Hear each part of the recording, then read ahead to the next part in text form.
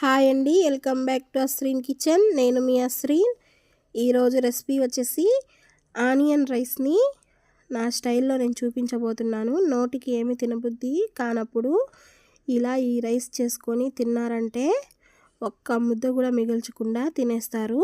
ఇప్పుడు మనం రెసిపీలోకి వెళ్దాం. ఒక్క ఆనియన్ సరిపోతుంది. ఈ ఆనియన్ని ఒక మిక్సీ జార్లో ఇలా కట్ చేసి వేసుకుందాం. చిన్నుల్లిపాయని కూడా పొట్టు తీసి వేసుకోవాలి.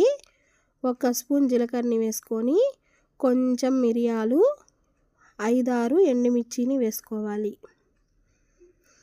మీ రుచికి సరిపడినంత సాల్ట్ని కూడా వేసుకొని 1 గరిటె ఆయిల్ వేసుకొని దీన్ని మెత్తగా మిక్సీ పట్టుకోవాలి. ఈ రైస్ అనేది జలుబు చేసినప్పుడు నోటికి కమ్మగా చాలా బాగుంటుందండి.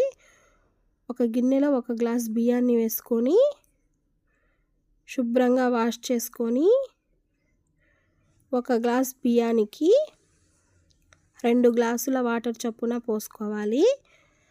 ఆ బియ్యం వాటర్లో మనం ముందుగా ప్రిపేర్ చేసుకున్న ఈ మసాలాలన్నీ వేసేసి మొత్తాన్ని మిక్స్ చేసుకోవాలి. మిక్స్ చేసుకొని స్టవ్ వెలిగించి స్టవ్ మీద పెట్టి రైస్ని ఉడికించుకోవాలి.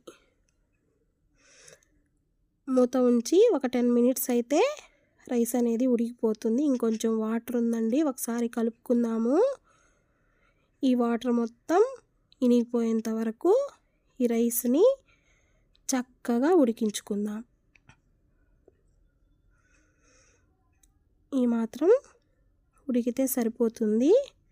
ఇప్పుడు రైస్ ఉడికిపోయింది కదా, పక్కన ఉంచుకొని ఒక కళాయిలో ఆయిల్ వేసుకోవాలి. ఆయిల్కి బదులుగా నెయ్యినైనా వేసుకోవచ్చు. ఆవాలు, జీలకర్రని వేసుకొని ఒక 4 ఎండుమిర్చీలు, మినప్పప్పు, పచ్చెనపప్పుని వేసుకొని దోరగా పోపుని ఫ్రై చేసుకోవాలి. కరివేపాకును కూడా వేసుకొని ఈ పోపుని ఈ రైస్లో వేసేసి మొత్తాన్ని పోపు కలిసేటట్టుగా కలుపుకోవాలి. కలుపుకొని ప్లేట్లో సర్వ్ చేసుకుంటే నోటికి రుచిగా ఉండే ఆనియన్ రైస్ అనేది రెడీ అండి. నచ్చితే లైక్ చేసి మా ఛానల్ని సబ్స్క్రైబ్ చేయండి. Thanks for watching. బాయ్ అండి.